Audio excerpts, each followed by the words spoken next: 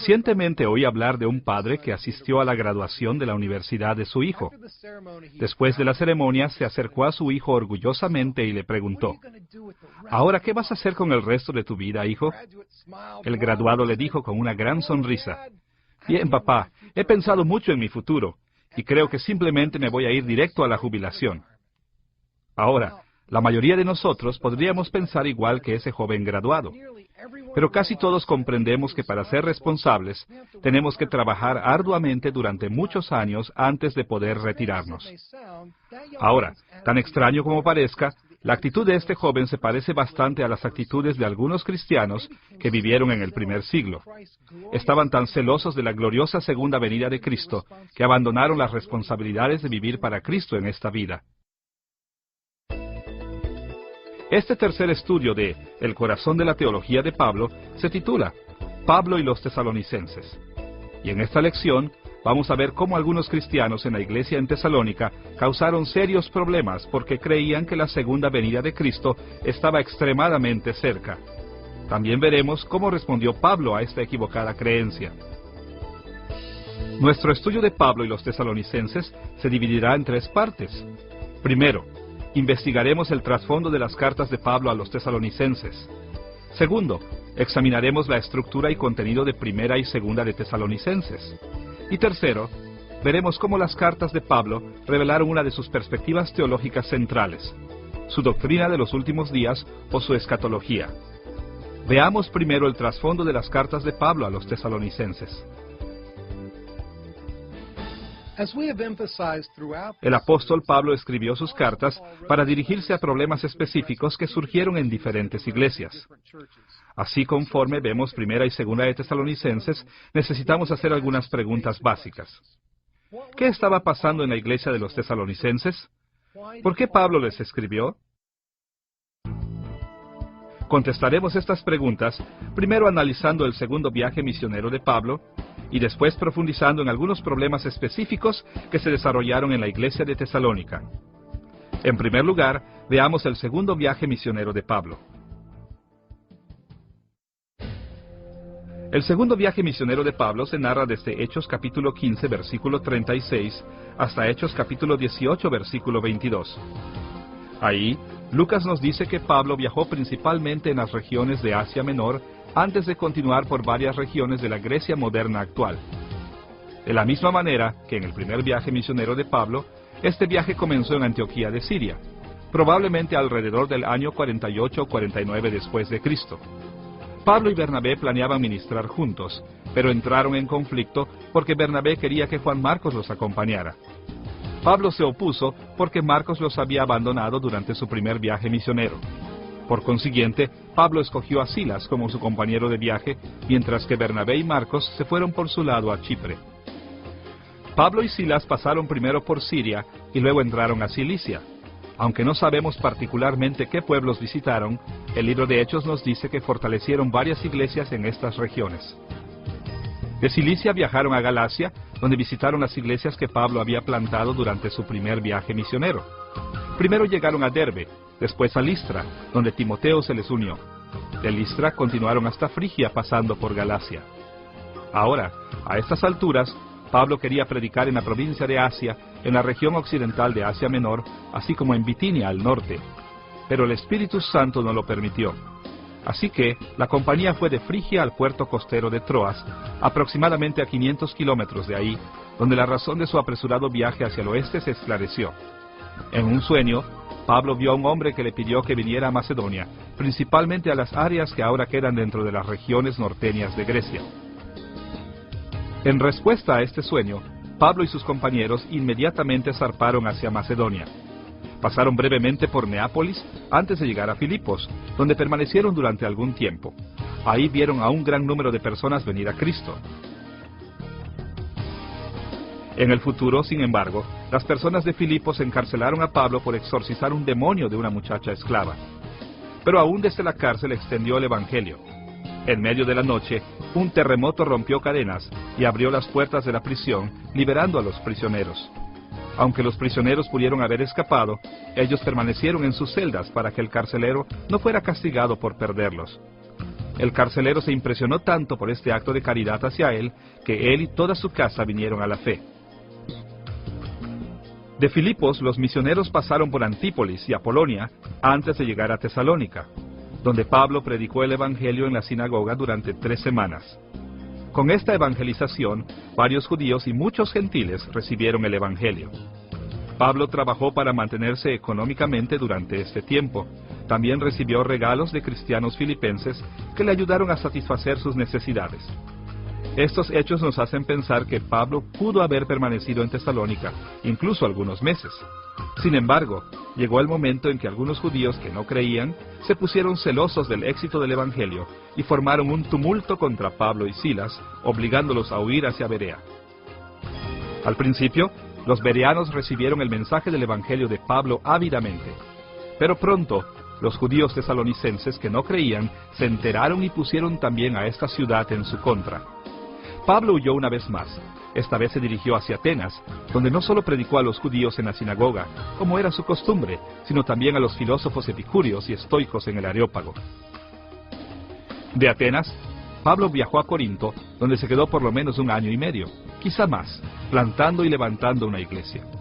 Después de esto, partió hacia el este, parando brevemente en Cencrea y navegando de ahí hacia Éfeso, en Asia Menor.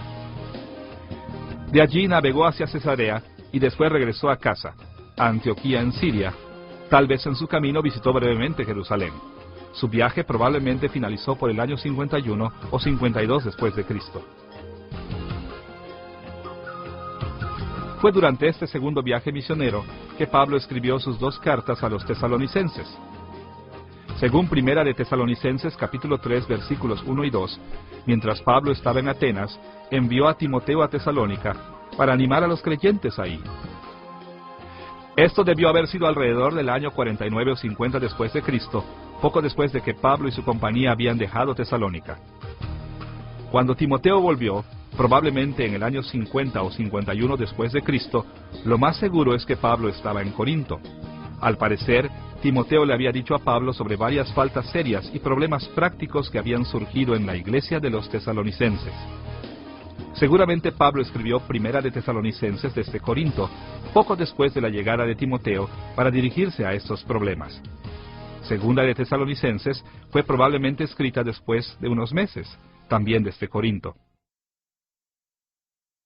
Ahora que hemos visto cómo las epístolas de Pablo a los tesalonicenses encajan dentro del contexto más extenso de su segundo viaje misionero, debemos analizar más detalladamente los problemas que surgieron en la iglesia de Tesalónica. ¿Qué aspectos concernían a Pablo? ¿Qué fue tan serio que él no solo escribió 1, sino 2 veces a los tesalonicenses? Como en cualquier situación, había muchas dificultades entretejidas en Tesalónica. Pero conforme leemos las cartas de Pablo a esta iglesia, saltan al primer plano 3 problemas principales. Primero, la persecución. Segundo, la aparición de profetas falsos dentro de la iglesia. Y tercero, algunos problemas de la vida cristiana práctica que los profetas falsos trajeron a la iglesia. Primero, enfoquemos nuestra atención al problema de la persecución. La primera vez que Pablo llevó el Evangelio a Tesalónica, los creyentes de ahí se habían convertido en objeto de violencia, enfrentando una persecución que realmente amenazaba sus vidas. Escuche la descripción de Lucas de los eventos en Tesalónica, documentados en Hechos capítulo 17, versículo 5.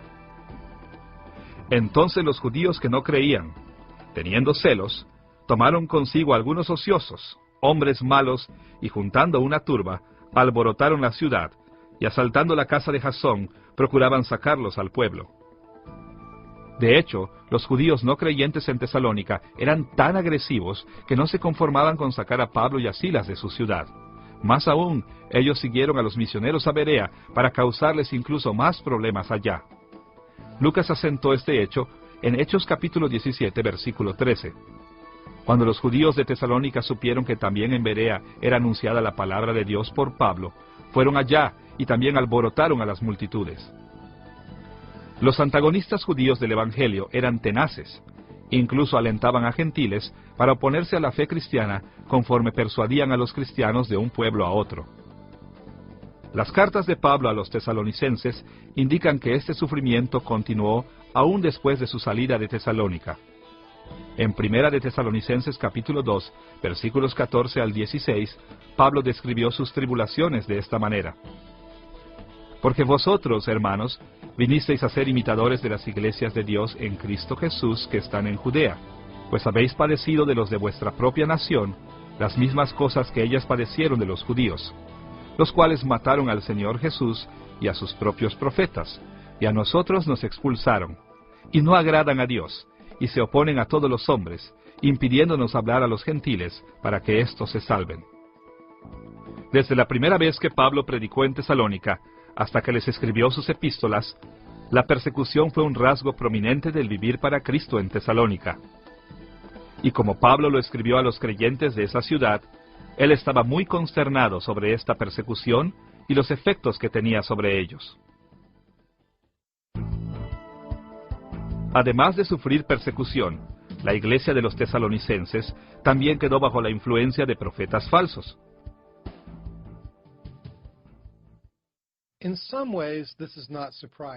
De alguna manera, esto no es sorprendente. En primer lugar, a lo largo de la historia, cuando los cristianos han sufrido persecución por largos periodos de tiempo, a menudo ellos han anhelado que Jesús vuelva para librarlos de su aflicción.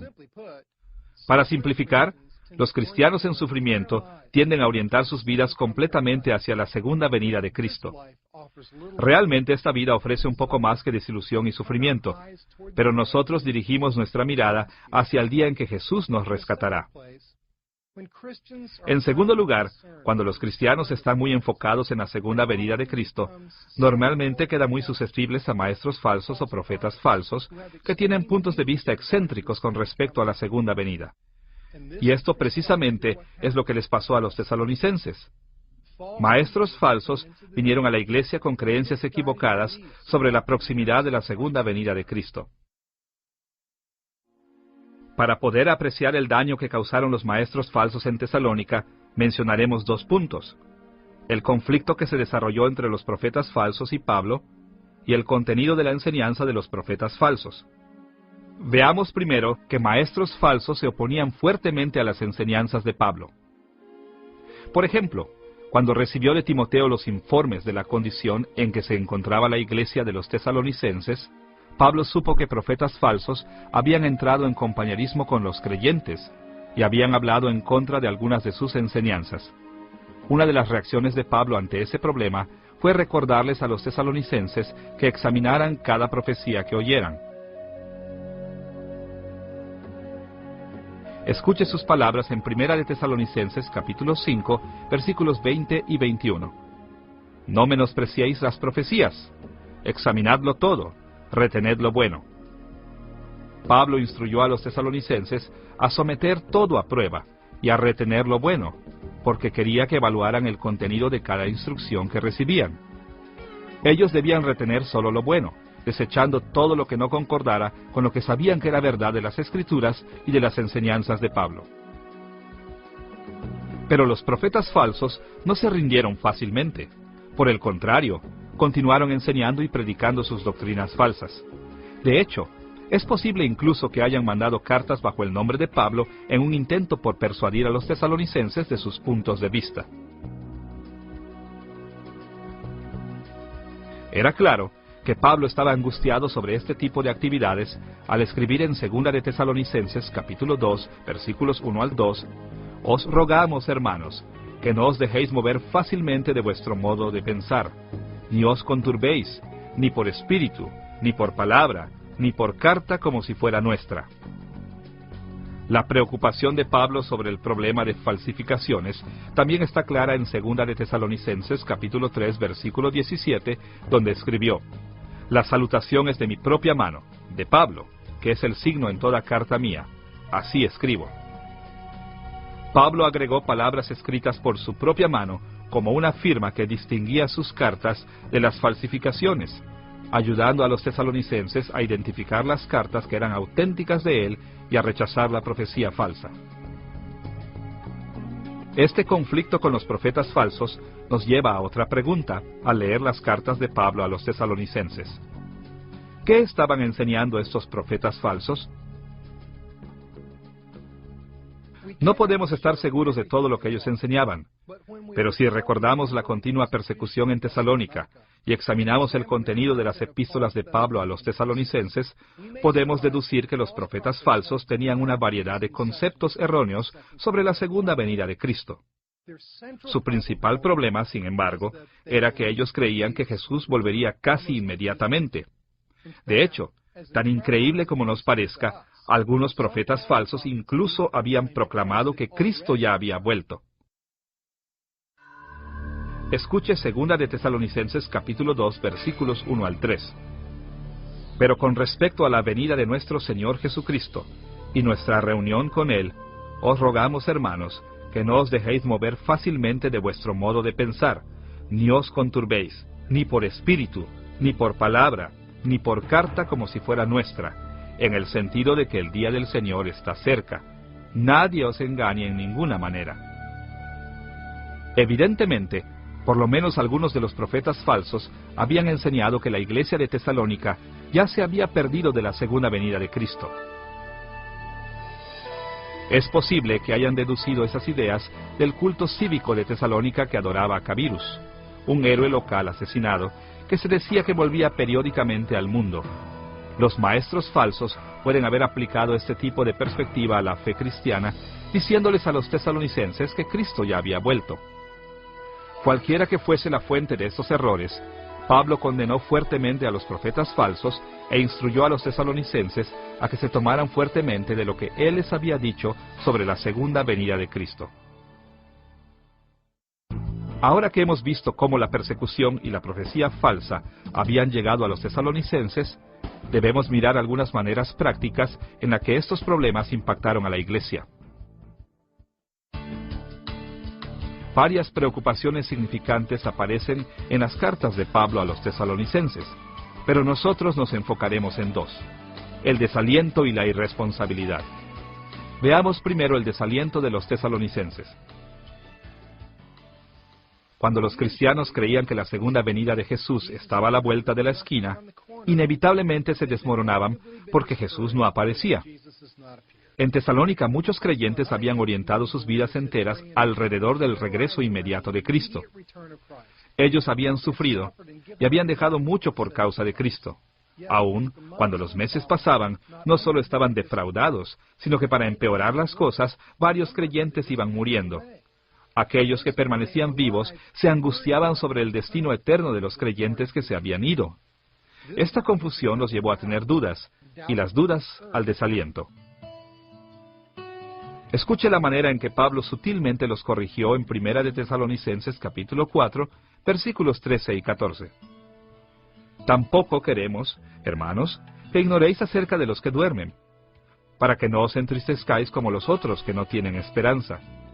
Porque si creemos que Jesús murió y resucitó, así también traerá Dios con Jesús a los que durmieron en él.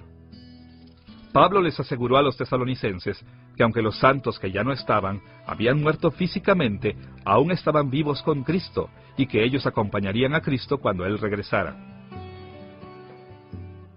Además del desaliento y la confusión, el mensaje de los profetas falsos los había llevado a una vida irresponsable.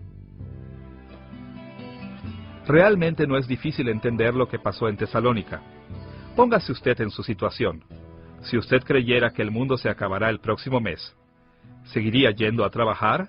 ¿O repararía su casa? ¿O construiría escuelas?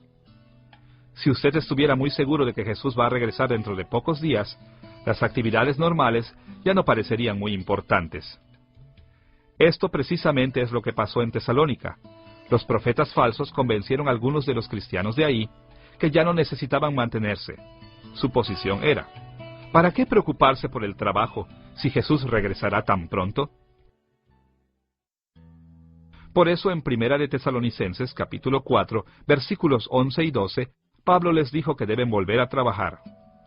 Que procuréis tener tranquilidad, y ocuparos en vuestros negocios, y trabajar con vuestras manos de la manera que os hemos mandado, a fin de que os conduzcáis honradamente para con los de afuera, y no tengáis necesidad de nada. Desafortunadamente, aun después de que Pablo los había exhortado a atender sus asuntos diarios, algunos creyentes en Tesalónica ni así volvieron a sus responsabilidades. Así que, Pablo se dirigió a este asunto de nuevo en 2 de Tesalonicenses, pero esta vez fue más fuerte. En 2 de Tesalonicenses capítulo 3, versículos 6 al 12 escribió: Pero os ordenamos, hermanos, en el nombre de nuestro Señor Jesucristo, que os apartéis de todo hermano que ande desordenadamente, y no según la enseñanza que recibisteis de nosotros. Porque también cuando estábamos con vosotros, os ordenábamos esto: si alguno no quiere trabajar, tampoco coma. Porque oímos que algunos de entre vosotros andan desordenadamente, no trabajando en nada, sino entremetiéndose en lo ajeno. A los tales mandamos y exhortamos por nuestro Señor Jesucristo, que trabajando sosegadamente, coman su propio pan. Las profecías falsas sobre el regreso inminente de Cristo habían estimulado a los tesalonicenses a ser más perezosos y ociosos, y la ociosidad los llevó a otros problemas. Vemos que en Tesalónica los problemas eran múltiples, pero interrelacionados. La persecución había abierto las puertas para los conceptos erróneos sobre el regreso inmediato de Cristo. Y esas creencias falsas les trajeron problemas prácticos como el desaliento y la irresponsabilidad. Pablo esperaba que sus cartas les ayudaran a tratar con esos problemas difíciles. Ahora que hemos visto algunos de los problemas importantes que forman el trasfondo de las epístolas de Pablo a los tesalonicenses, estamos listos para ver el contenido de estas cartas. ¿Qué escribió Pablo a los tesalonicenses? ¿Cómo respondió a sus problemas complejos? Analizaremos brevemente cada carta a los tesalonicenses, resumiendo el contenido de sus principales secciones. Comencemos con Primera de Tesalonicenses. Primera de Tesalonicenses se divide en 5 secciones principales. Primero, un saludo, en el capítulo 1, versículo 1. Segundo, un informe de agradecimiento, del capítulo 1, versículo 2, al capítulo 2, versículo 16. Tercero, una discusión de la ausencia de Pablo, del capítulo 2, versículo 17, al capítulo 3, versículo 13. Cuarto, las instrucciones de Pablo para la iglesia, del capítulo 4, versículo 1, al capítulo 5, versículo 22. Y quinto, algunas observaciones del cierre, en el capítulo 5, versículos 23 al 28. Las secciones primera y última de Primera de Tesalonicenses son bastante breves y directas. El saludo simplemente expresa que la carta se dirige a los tesalonicenses y que viene de Pablo. Interesantemente, también menciona a Silas y Timoteo como los coautores. Claro, Silas y Timoteo no compartieron la autoridad apostólica de Pablo, por lo que esta carta se incluye en la Biblia basándose exclusivamente en la autoridad de Pablo. No obstante, la mención de Silas y Timoteo nos muestra que Pablo escribió esta carta infalible desde una perspectiva verdaderamente humana. La sección del cierre también es bastante simple. Incluye una bendición, una petición de oración y un último saludo. Pero cuando pasamos a la segunda sección de Primera de Tesalonicenses, llegamos a una parte más compleja del libro. Toda esta sección habla de la gratitud de Pablo hacia Dios y se divide en 3 partes principales. Primero, en el capítulo 1, versículo 2 al 10, Pablo explicó que él agradeció a Dios por la paciencia de los tesalonicenses en su sufrimiento. Como hemos visto, los judíos no creyentes y los gentiles perseguían a los creyentes en Tesalónica. Pero los creyentes no mermaron en su compromiso con Cristo.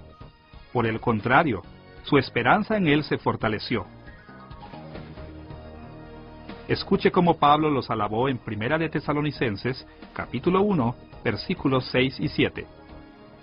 Y vosotros vinisteis a ser imitadores de nosotros y del Señor, recibiendo la palabra en medio de gran tribulación, con gozo del Espíritu Santo, de tal manera que habéis sido ejemplo a todos los de Macedonia y de Acaya que han creído. Los tesalonicenses respondieron alegremente a la persecución, y su fidelidad era ejemplar. En el capítulo 2, versículos 1 al 12, Pablo continuó expresando gratitud por el conocimiento de los tesalonicenses de primera mano de él. Esto era importante, porque en consecuencia, los profetas falsos habían desafiado las doctrinas de Pablo. En Primera de Tesalonicenses capítulo 2, versículos 9 y 10, él escribió estas palabras: Porque os acordáis, hermanos, de nuestro trabajo y fatiga, como trabajando de noche y de día, para no ser gravosos a ninguno de vosotros, os predicamos el Evangelio de Dios. Vosotros sois testigos, y Dios también, de cuán santa, justa e irreprensiblemente nos comportamos con vosotros los creyentes. Los profetas falsos habían tratado de desacreditar a Pablo, diciendo que él se había aprovechado de los tesalonicenses, y que los había desencaminado y había abusado de su autoridad sobre ellos. Al parecer, por lo menos algunos de los creyentes habían empezado a creer estos rumores falsos. Por esta razón, Pablo les dijo cuán feliz le hacía el hecho de que ellos lo habían visto con sus propios ojos. Y claro, lo dijo para recordarles a los tesalonicenses que ellos lo conocían bastante bien para rechazar esas falsas imputaciones. Una manera muy parecida, en la tercera sección de agradecimiento, encontrada en el capítulo 2, versículos 13 al 16, Pablo agradeció que los tesalonicenses hubieran reconocido su autoridad. Escuche la manera en que lo puso en Primera de Tesalonicenses, capítulo 2, versículo 13. Por lo cual, también nosotros, sin cesar damos gracias a Dios, de que cuando recibisteis la palabra de Dios que oísteis de nosotros, la recibisteis no como palabra de hombres, sino según es en verdad, la palabra de Dios, la cual actúa en vosotros los creyentes. Los tesalonicenses habían recibido las enseñanzas de Pablo como la misma palabra de Dios. Esto le dio confianza de que ellos permanecerían fieles a su enseñanza y rechazarían a los profetas falsos. Habiendo motivado a los tesalonicenses a extender su fidelidad, diciéndoles cuán agradecido estaba con ellos, Pablo pasó a la tercera sección principal de la epístola, capítulo 2, versículo 17, al capítulo 3, versículo 13. En esta parte, él se dirigió a la separación creada por sus viajes.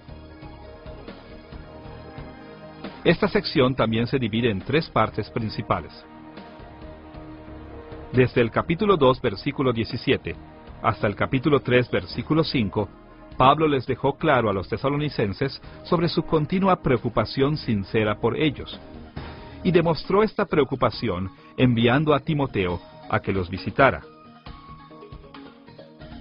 Escuche las palabras de Pablo en Primera de Tesalonicenses, capítulo 3, versículos 1 y 2. Por lo cual, no pudiendo soportarlo más, acordamos quedarnos solos en Atenas, y enviamos a Timoteo, nuestro hermano, servidor de Dios y colaborador nuestro en el Evangelio de Cristo, para confirmaros y exhortaros respecto a vuestra fe. Además de su sincera preocupación pastoral, en el capítulo 3, versículos 6 al 10, Pablo expresó su gran alegría ante las noticias que Timoteo trajo de Tesalónica. Los creyentes se mantenían firmes en su fe y extrañaban a Pablo tanto como el apóstol los extrañaba. Estas noticias estremecieron a Pablo, tanto que en Primera de Tesalonicenses, capítulo 3, versículos 8 y 9, escribió: Porque ahora vivimos, si vosotros estáis firmes en el Señor. Por lo cual, ¿qué acción de gracias podremos dar a Dios por vosotros, por todo el gozo con que nos gozamos a causa de vosotros? Al escuchar las buenas noticias de Timoteo, la preocupación de Pablo se tornó en alegría y confianza. En tercer lugar, en el capítulo 3, versículos 11 al 13, Pablo oró por los tesalonicenses, pidiéndole al Padre que dirigiera su camino para visitarlos de nuevo. La cuarta sección principal de esta carta va desde el capítulo 4, versículo 1, hasta el capítulo 5, versículo 22. Muchos de los creyentes tesalonicenses habían estado tan distraídos por la idea del regreso inmediato de Cristo que habían perdido el interés en la vida del mundo presente.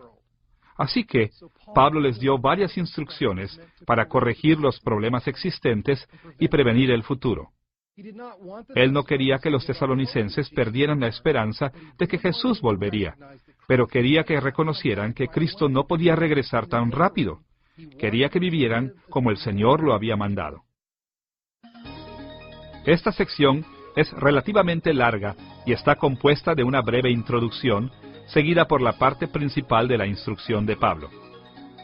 Primero, el capítulo 4, versículos 1 y 2, son la parte introductoria de la sección. Aquí, Pablo encomendó a los tesalonicenses en conjunto obedecer sus mandatos anteriores. Claro, él sabía que la tentación de desobedecer sus instrucciones era fuerte, debido a la abundante, tal vez incluso explícita, libertad prometida por los antagonistas, de las responsabilidades y límites terrenales. Así que, Pablo recordó a los tesalonicenses que su enseñanza llevaba la autoridad del Señor Jesucristo. El mismo Dios reencaminaría a los tesalonicenses si ellos descuidaran sus palabras. Segundo, desde el capítulo 4, versículo 3, al capítulo 5, versículo 22, Pablo mencionó varias áreas específicas en las que esperaba que los tesalonicenses cristianos pudieran protegerse del pecado y aumentar su obediencia a Cristo. Como lo hemos mencionado, él prestó particular atención a los pecados que pudieran promulgarse en la enseñanza falsa en la iglesia de los tesalonicenses. Pablo comenzó en el capítulo 4, versículos 3 al 8, con mandatos de ser sexualmente puro. Históricamente, la inmoralidad sexual ha caracterizado a muchos grupos que han creído que el fin del mundo está a la mano. Tal vez, el ejemplo más relevante puede encontrarse en el culto cívico de la misma Tesalónica, en el que se celebraba en adoración el supuesto regreso del dios Cabirus, que involucraba una conducta de inmoralidad sexual. Pablo terminó esta sección con gran énfasis al anotarse otro acierto de la autoridad divina que respaldaba sus palabras. En el capítulo 4, versículos 9 y 10, Pablo alabó a los tesalonicenses por su amor fraternal y los animó a que se amaran al máximo. El contexto de este capítulo implica que una manera concreta de demostrar el amor es ser autosuficiente para evitar convertirse en una carga para otros. En el capítulo 4, versículos 11 y 12, Pablo mandó a los tesalonicenses a que se comprometieran a un oficio digno y a trabajar diariamente. Algunos creyentes tesalonicenses estaban tan fascinados con la idea de que Jesús regresaría en un futuro inmediato, que habían dejado de ocuparse de sus trabajos diarios. Como estas personas no eran adineradas, rápidamente se volvieron una carga financiera para la iglesia de los tesalonicenses. Es más, la pereza que mostraban dañaba la credibilidad de la iglesia ante los ojos de los incrédulos. En el capítulo 4, versículos 13 al 18, el apóstol exhortó a los tesalonicenses a que se animaran entre sí, con la esperanza de reunirse en un futuro con sus seres queridos que habían muerto en el Señor. Tristemente, la enseñanza falsa en Tesalónica había ocasionado que algunos temieran que nadie que hubiera muerto antes de que Jesús volviera se salvaría. En el capítulo 5, versículos 1 al 11, Pablo le recordó a la iglesia que el Señor condenará al desobediente y premiará al que guarde la fe cuando Él regrese. Lejos de ser un motivo para la indisciplina e inmoralidad, Pablo quiso aclarar que el regreso de Cristo debe motivar a todos los creyentes a vivir vidas santas. En el capítulo 5, versículos 12 y 13, Pablo reafirmó la autoridad de los líderes justos de la iglesia en Tesalónica. Él había dejado hombres a cargo de sostener la doctrina, y probablemente estos hombres se oponían a los maestros falsos. Como resultado, la iglesia de los tesalonicenses estaba recibiendo una dualidad de mensajes. Por un lado, de sus verdaderos líderes, y por el otro, de sus usurpadores. Pablo dejó claro que la enseñanza del liderazgo establecido debía seguirse, y la enseñanza de los profetas falsos debía ser rechazada. En los versículos restantes, Pablo tocó diversos puntos, todos dirigidos a reafirmar sus enseñanzas anteriores en esta sección y a prevenir a las personas de reacciones desmedidas a los problemas causados por los maestros falsos. En el capítulo 5, versículo 14, indicó que la iglesia debe amonestar en lugar de consentir a los perezosos. Pero él no quería que excluyeran a todos los que no pudieran mantenerse por sí solos, por lo que también les recordó que vieran por los verdaderamente necesitados. En el capítulo 5, versículo 15, reprendió el maltrato de los creyentes que habían caído bajo la influencia de los maestros falsos, exhortándolos a devolver el bien por el mal. En el capítulo 5, versículos 16 al 18, Pablo los alentó a estar alegres en medio de las dificultades que la iglesia estaba enfrentando, y una vez más afirmó la autoridad divina que respaldaba su enseñanza. En el capítulo 5, versículos 19 al 22, dejó claro que su oposición a los profetas falsos no era un rechazo a toda nueva profecía y enseñanza. Más bien, que cualquier declaración debía ser cuestionada y sólo desechar lo falso. Estas múltiples instrucciones tocaron muchas inquietudes prácticas diferentes. En cada caso, la actitud de Pablo fue muy positiva. Los tesalonicenses habían actuado bien y Pablo les felicitó. Pero también les exhortó a continuar creciendo en su fe y servicio a Cristo. Ahora que hemos visto una apreciación global de Primera de Tesalonicenses, debemos pasar al contenido y estructura de Segunda de Tesalonicenses. Segunda de Tesalonicenses también se divide en 5 secciones principales. Un saludo en el capítulo 1, versículos 1 y 2. Otro informe de agradecimiento y estímulo en el capítulo 1, versículos 3 al 10. La oración de Pablo por los tesalonicenses en el capítulo 1, versículos 11 y 12. Las instrucciones de Pablo en el capítulo 2, versículo 1, al capítulo 3, versículo 15. Y un cierre en el capítulo 3, versículos 16 al 18. El comienzo de la segunda carta de Pablo a los tesalonicenses se parece mucho a la primera. El saludo es breve y directo. Indica que la carta se escribió a la iglesia en Tesalónica. Y así como en Primera de Tesalonicenses, el saludo explica que la carta no viene solo de Pablo, sino también de Silas y Timoteo. Ahora, como ya lo dijimos, Silas y Timoteo no eran infalibles y no escribieron con autoridad apostólica. No obstante, la paternidad literaria de Pablo nos asegura que todo lo escrito en la carta es verdad, y su autoridad nos demanda obedecer y creer todo lo que la carta enseña. De hecho, cuando vemos el breve cierre de la carta, nos queda claro que Pablo realmente es el principal autor. Podemos discernir esto porque Pablo, y solo Pablo, físicamente firmó la carta para su autenticidad en contra de las falsificaciones. En la segunda sección, que se encuentra en el capítulo 1, versículos 3 al 10, Pablo dio gracias una vez más por la fe y el amor de los tesalonicenses, sobre todo ante la persecución. Aunque tuvo que escribirles una segunda vez mencionando algunos de los mismos problemas que ya había confrontado en su primera carta, Pablo seguía realmente impresionado con los tesalonicenses. También los animó diciéndoles otra vez cuán ejemplar era su fe, y cómo los había alabado ante otras iglesias sobre su perseverancia. Escuche sus palabras en 2 de Tesalonicenses, capítulo 1, versículo 4.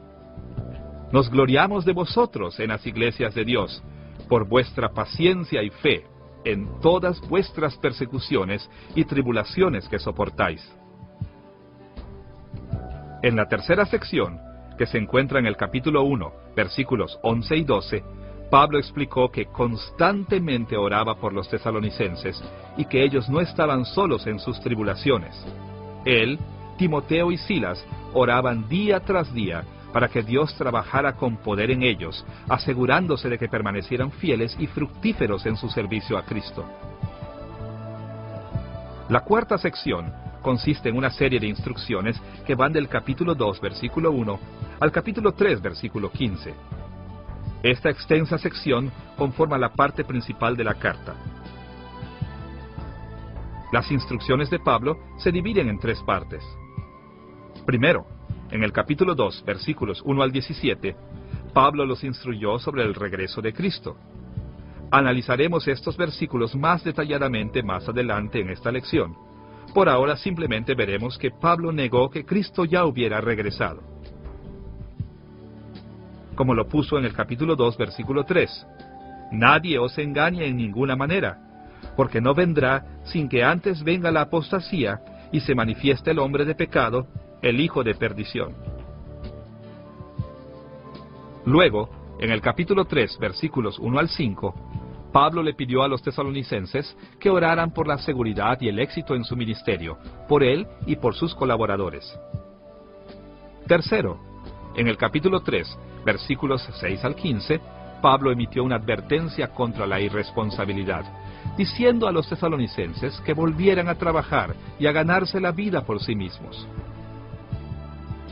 Como lo puso en capítulo 3, versículo 10, porque también, cuando estábamos con vosotros, os ordenábamos esto: si alguno no quiere trabajar, tampoco coma.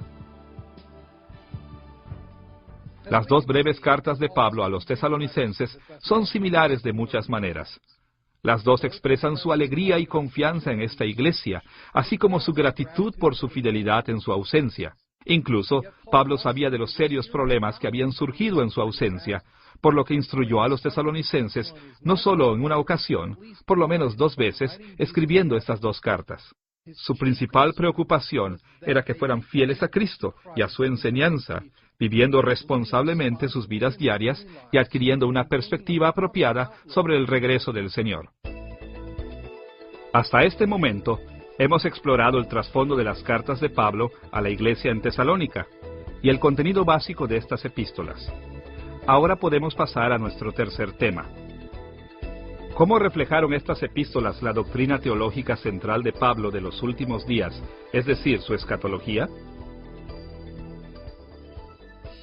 En sus cartas a los tesalonicenses, Pablo abordó problemas específicos relacionados con sus vidas. Escribió sobre los profetas falsos y sobre una vida responsable y llena de fe, de la misma manera que corrigió sus puntos de vista sobre la segunda venida de Cristo. Pero como lo hemos visto en lecciones anteriores, es útil distinguir las enseñanzas específicas que Pablo incluyó en estas cartas desde los mandatos teológicos más básicos que unían las piezas de todo lo que enseñó. Como en sus otras cartas, las epístolas de Pablo a los tesalonicenses salieron del corazón de su teología, a la que hemos llamado su escatología.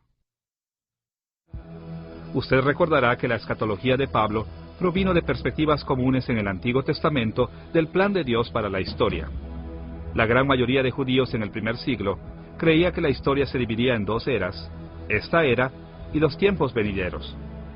Esta era un término técnico que designaba la era presente de pecado, juicio y muerte.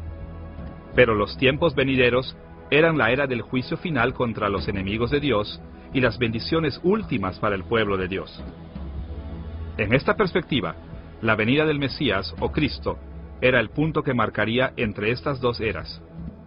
Cuando el Mesías viniera, traería consigo el fin de esta era y presentaría las maravillas de los tiempos venideros. Ahora, como seguidores de Cristo, Pablo y los otros apóstoles modificaron este modelo de 2 eras de la historia. Ellos sabían que Jesús era el Mesías y que Jesús había inaugurado los tiempos venideros. Pero también sabían que los tiempos venideros no habían llegado en su plenitud, asimismo que esta era no había terminado. Así que explicaron que los seguidores de Cristo viven en un periodo que puede describirse como ya y todavía no. Un tiempo en el que la próxima era de la salvación eterna ya está aquí de ciertas maneras, pero todavía no está aquí en su plenitud. Este modelo de escatología ocasionó algunas disputas en la iglesia primitiva, porque naturalmente surgía la pregunta: ¿cuánto de los tiempos venideros ya está aquí? Conforme los cristianos buscaban respuesta a esta pregunta, algunos tomaron posiciones extremas. Como lo vimos en la lección de Pablo y los Gálatas, algunos cristianos actuaron como si los tiempos venideros no hubieran llegado de ninguna manera significante, subestimando lo mucho que Cristo había logrado en su primera venida. Nosotros llamamos a esta desequilibrada perspectiva escatología minimizada. En Tesalónica, sin embargo, prevalecía el otro extremo. Los tesalonicenses desarrollaron lo que nosotros podríamos llamar una escatología sobreentusiasta. Bajo la influencia de profetas falsos, muchos creían que la consumación de los tiempos venideros ya había ocurrido o que simplemente estaban a la vuelta de la esquina. Y debido a esto, trataban muchos aspectos de la vida en esta era como insignificantes. Pablo se dio cuenta de que esta escatología sobreentusiasta había llevado a los tesalonicenses a serios problemas. Así que, Les escribió para darles una perspectiva más equilibrada del traslape entre esta era y los tiempos venideros. Pablo respondió al problema de los tesalonicenses intentando equilibrar su manera de ver los tiempos finales. Él hizo esto por lo menos de 3 maneras importantes. Primero, explicó la doctrina de la salvación de manera que equilibraba la escatología de los tesalonicenses. Segundo, Pablo relacionó su entendimiento de los tiempos finales a la moralidad o ética cristiana. Y tercero, les mostró a los tesalonicenses su relación entre su posición histórica y los eventos que preceden al regreso de Cristo. Veamos primero la manera en que la doctrina de la salvación de Pablo ayudó a los tesalonicenses a encontrar equilibrio en su escatología. Pablo intentó enfriar la escatología sobreentusiasta de los tesalonicenses, atrayendo su atención al mostrarles una magnitud de la salvación en Cristo que ellos ignoraban en gran manera.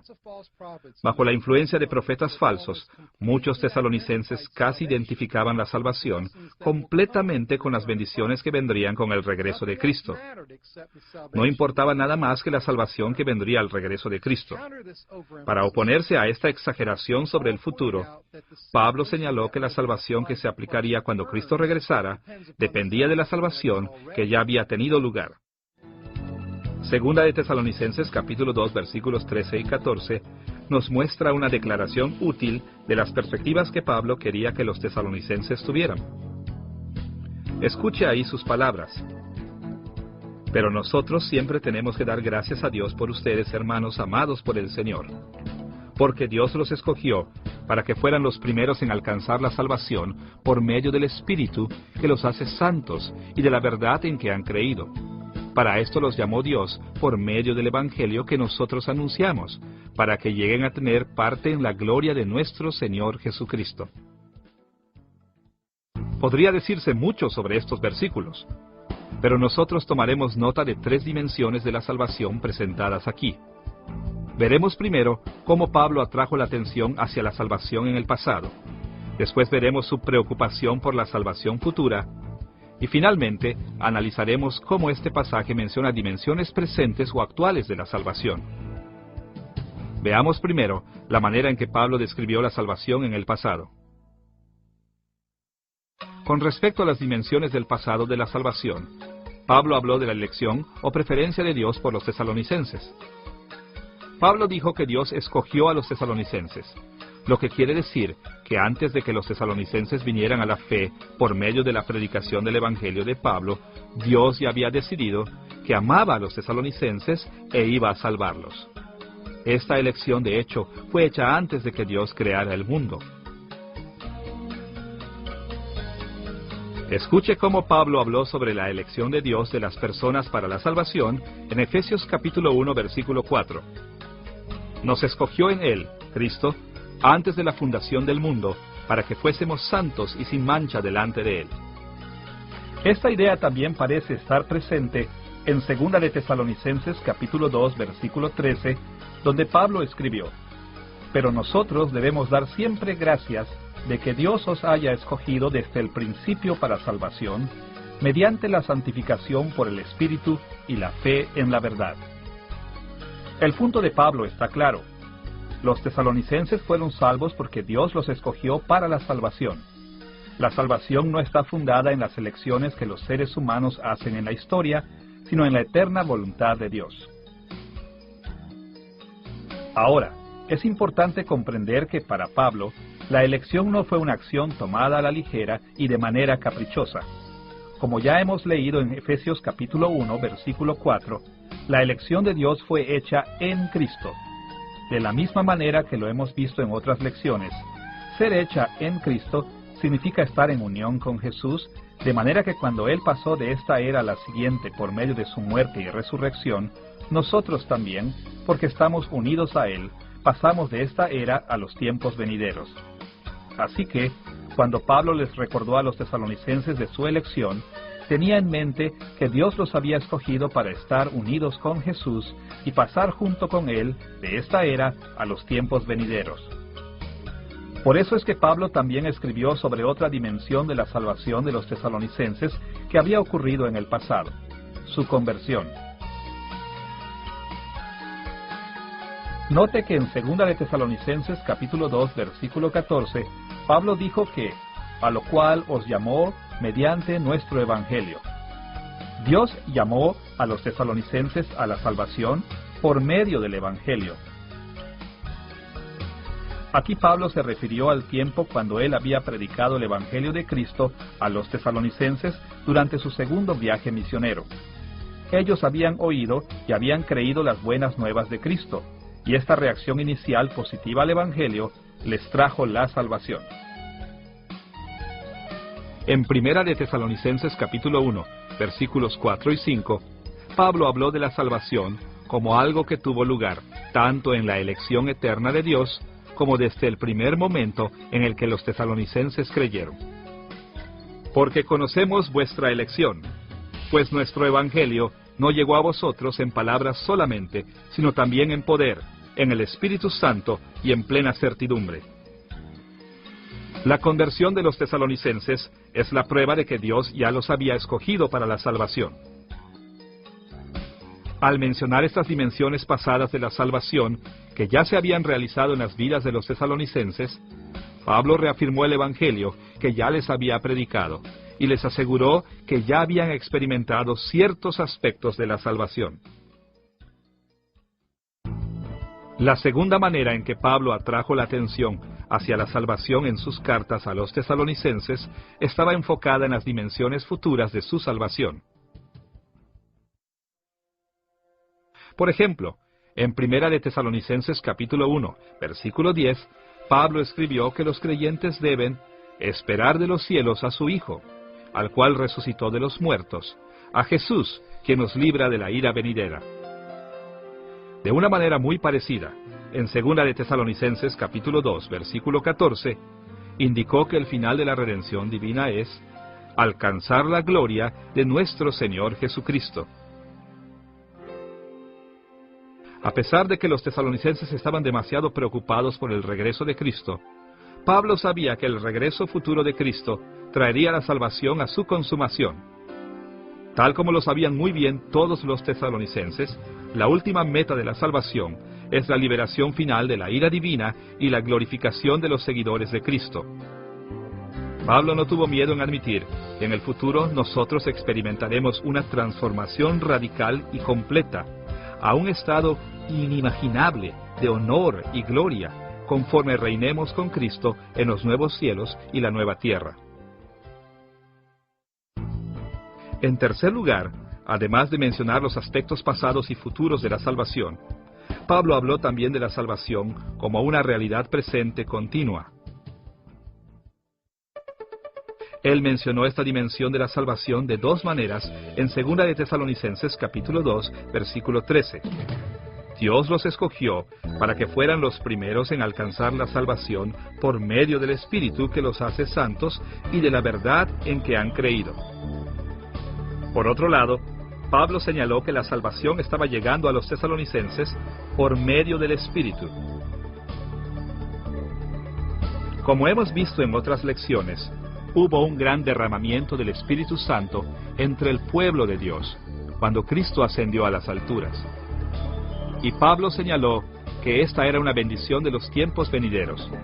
De hecho, en Efesios capítulo 1, versículo 14, él llamó al Espíritu Santo el anticipo de nuestra herencia de los maravillosos tiempos venideros.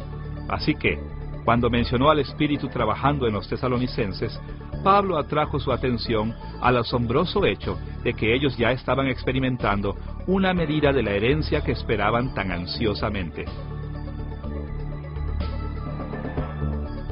El ministerio del Espíritu es de suma importancia en esta transición entre esta era y los tiempos venideros. La corrupción de pecado y muerte de esta era continuamente busca destruir a los creyentes, pero como una prueba anticipada de los tiempos venideros, el Espíritu constantemente nos purifica y nos separa de la corrupción del mundo. Por otro lado, Pablo también señaló dimensiones de la salvación, al mencionar que hay salvación por la verdad en que han creído, en 2 de Tesalonicenses capítulo 2, versículo 13. Aquí habló de la responsabilidad de todos los creyentes de mantener sus compromisos con Dios y la fe cristiana, exhortando a los tesalonicenses a alejarse de la profecía falsa y amar la verdad que él les llevó.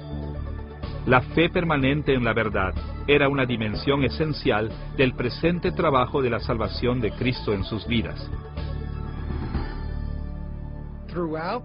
A lo largo de la historia de la Iglesia, han existido grupos de cristianos que, como los tesalonicenses, han enfocado tanto su atención en la segunda venida de Cristo, que no han comprendido los privilegios y responsabilidades que traen consigo las dimensiones pasadas y presentes de la salvación. Aunque nosotros no queremos jamás perder de vista el regreso de Cristo en gloria, debemos siempre recordar lo mucho que Dios ya ha hecho por nosotros y comprender lo mucho que sigue haciendo por nosotros. Pablo no solo se opuso a la escatología sobreentusiasta en Tesalónica, dando énfasis a los aspectos de la salvación pasados y presentes, sino también enfatizando la vida cristiana ética. Para ver cómo su enseñanza ética reflejó su escatología, veremos dos temas: el proceso de la salvación y la importancia de vivir éticamente. Veamos primero la manera en que la escatología de Pablo demostró una progresión de las dimensiones pasadas y presentes de la salvación a las bendiciones futuras. Pablo mostró un cuadro bastante completo del proceso de la salvación en 2 de Tesalonicenses capítulo 2 versículo 14. Os llamó mediante nuestro evangelio para alcanzar la gloria de nuestro Señor Jesucristo. Pablo escribió que los tesalonicenses serían santificados y creerían en la verdad para que lleguen a tener parte en la gloria de nuestro Señor Jesucristo.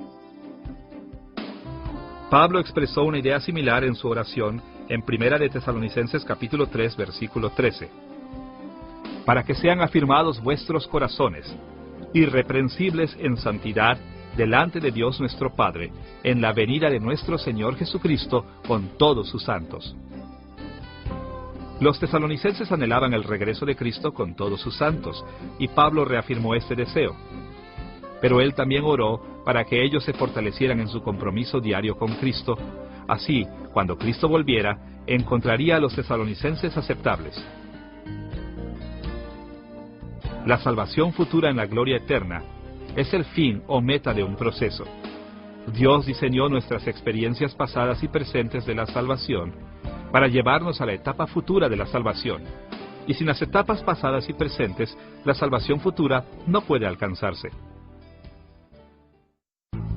Describiendo el pasado, el presente y aspectos futuros de la salvación, Pablo dijo que un paso necesario en este proceso era la vida ética día con día. Para abreviar, él escribió que creyentes activos que no viven rectamente no pueden completar el proceso porque realmente nunca lo han empezado. Al tocar este punto, Pablo les recordó a los tesalonicenses que aunque ellos estaban bien al esperar las bendiciones del regreso de Cristo, también necesitaban concentrarse en las circunstancias presentes de sus vidas si querían recibir esas bendiciones futuras. Ahora, por medio de otros pasajes, podemos estar seguros de que Pablo no creía que los verdaderos creyentes en Cristo pudieran perder su salvación. Por ejemplo, en Filipenses capítulo 1 versículo 6, Pablo les dijo a los filipenses: estando persuadido de esto, que el que comenzó en vosotros la buena obra, la perfeccionará hasta el día de Jesucristo. Incluso, escuche la manera en que Pablo los exhortó en 1 de Tesalonicenses capítulo 5, versículos 5 al 9. Porque todos vosotros sois hijos de luz e hijos del día. No somos de la noche ni de las tinieblas. Por tanto, no durmamos como los demás, sino velemos y seamos sobrios. Pues los que duermen de noche duermen, y los que se embriagan de noche se embriagan.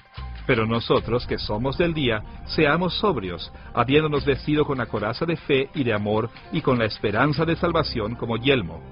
Porque no nos ha puesto Dios para ira, sino para alcanzar salvación por medio de nuestro Señor Jesucristo. El punto de vista triple básico de la salvación de Pablo aparece de nuevo en este pasaje. En el pasado, los tesalonicenses eran de la luz y del día. Ellos ya habían recibido este estatus especial ante los ojos de Dios.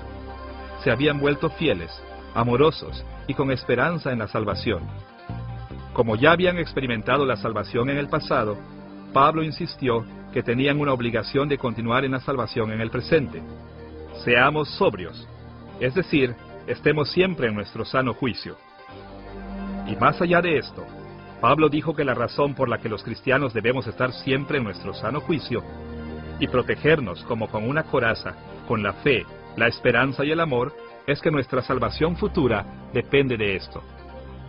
Dios no quiere que suframos su ira, sino que recibamos la salvación. Pero también ha fijado nuestra fidelidad presente como el medio para obtener nuestra salvación futura. A la luz de esto, Pablo incluyó muchas instrucciones morales en Primera y Segunda de Tesalonicenses.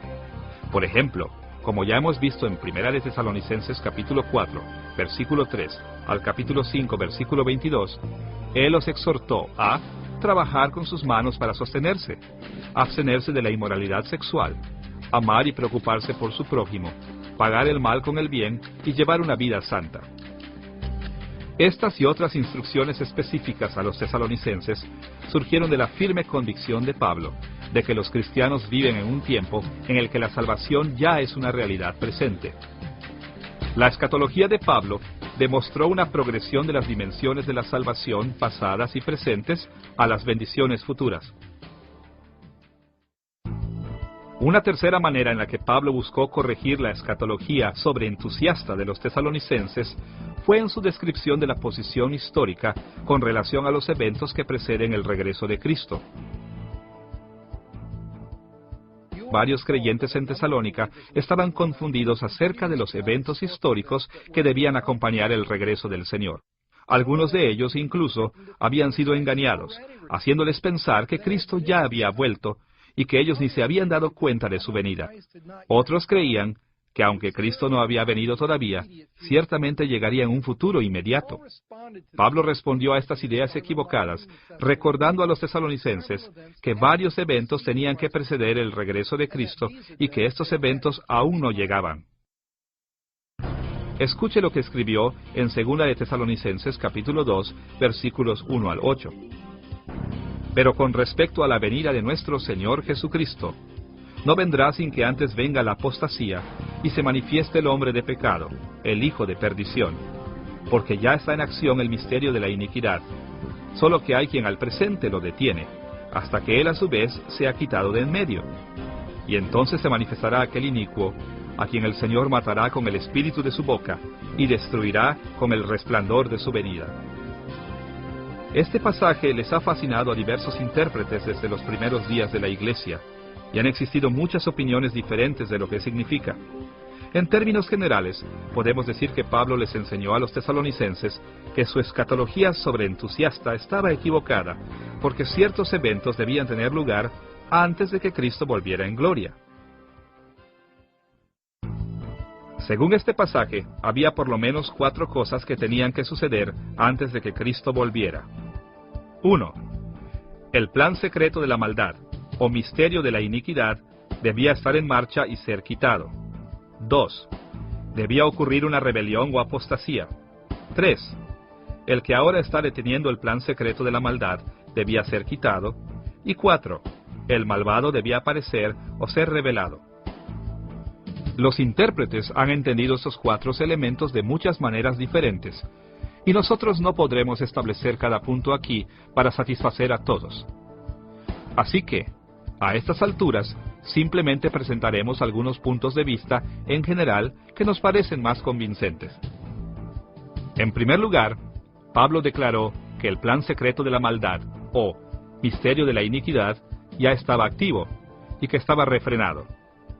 Pero no identificó este plan secreto. Sin embargo, en 2 de Tesalonicenses capítulo 2, versículos 7 al 9, Pablo asoció el plan secreto explícitamente con el enemigo de la iglesia, Satanás. Esto nos da una idea de que bien puede ser demoníaco en naturaleza. También considere que Pablo dijo que la iglesia estaba principalmente en conflicto con seres espirituales y no con gobernantes terrenales, tal como lo escribió en Efesios capítulo 6, versículo 12. Porque no tenemos lucha contra sangre y carne, sino contra principados, contra potestades, contra los gobernadores de las tinieblas de este siglo, contra huestes espirituales de maldad en las regiones celestes. Pablo no negó que los poderes demoníacos tengan colegas terrenales, como los malos gobiernos humanos e individuos que se volvieron contra Cristo. Pero él exhortó a que los creyentes pensaran primero en lo que se refiere a la actividad demoníaca, y a ver los conflictos terrenales como una extensión de la guerra espiritual. Es más, a lo largo de sus cartas, Pablo mencionó frecuentemente detalles de guerra espiritual que estaban a la par con el plan secreto y con el que lo estaba refrenando. Por ejemplo, en Colosenses capítulo 2, versículos 15 al 20, y en Gálatas capítulo 4, versículos 8 y 9, enseñó que la crucifixión de Cristo despojó de su poder a los demonios que tenían poder sobre muchos creyentes antes de que vinieran a la fe, y que el ministerio del Espíritu Santo liberó a los creyentes de estos débiles dioses falsos.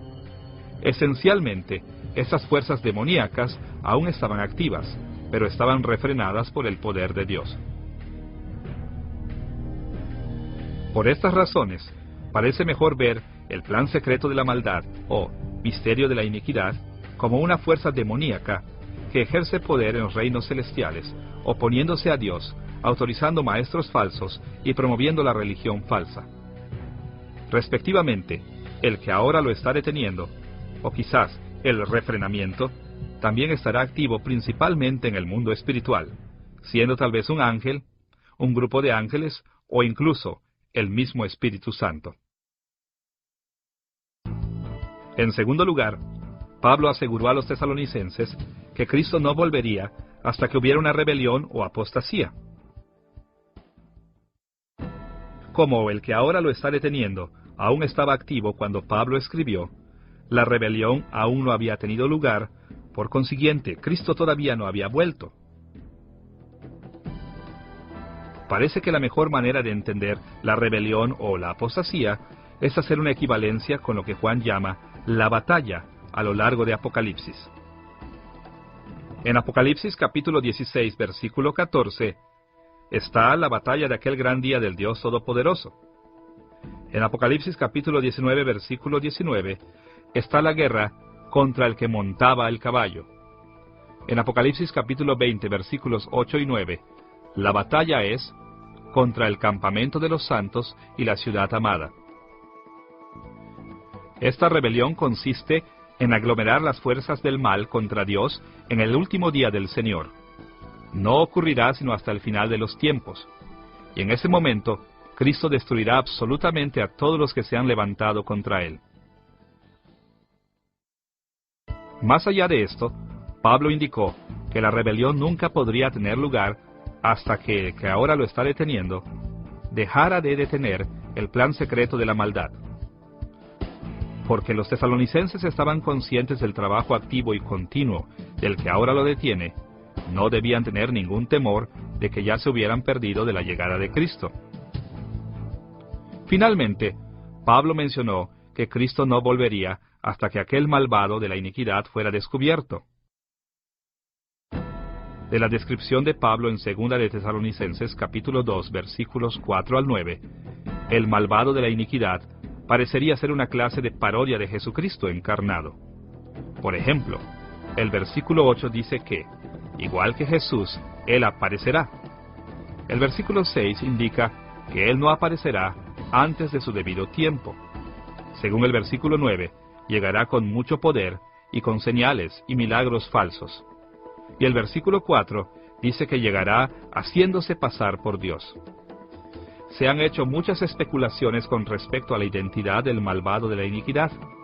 Algunos han pensado que es una figura política específica, como el emperador romano Nerón Claudio César en el primer siglo. Otros han pensado que es un tipo de figura política que se repite en cada era. Por ejemplo, aunque Nerón fue el primer perseguidor tiránico de la Iglesia, fue seguido por emperadores como Marco Aurelio, que tampoco era amigo de la Iglesia. Quizás la mejor explicación es que el malvado de la iniquidad es una sola figura humana, que aún no ha sido revelada, quien tendrá influencias en la última generación antes de que Cristo vuelva, a quien Juan llamó el Anticristo en 1 de Juan capítulo 2 versículo 18. Aunque los estudiosos discrepan con respecto al significado preciso de cada uno de estos elementos, por lo menos podemos estar seguros del punto más importante de Pablo. Algunos de los tesalonicenses habían llegado tan lejos en su fervor por el regreso de Cristo que creían que Jesús ya había vuelto y que no habían sido glorificados con Él como se les había prometido. Así que Pablo reiteró que tenían que pasar varias cosas antes de la segunda venida de Cristo. Como estas cosas no habían salido a la luz, estaba claro que Jesús no había vuelto aún. Pablo señaló que el regreso de Cristo estaba más lejos de lo que los tesalonicenses pensaban, para abrir sus ojos a la importancia de sus vidas presentes.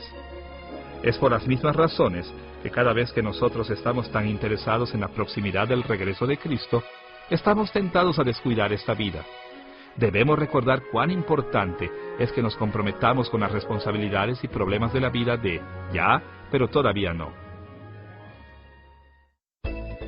En esta lección hemos visto cómo Pablo respondió a los problemas que surgieron en la iglesia de Tesalónica.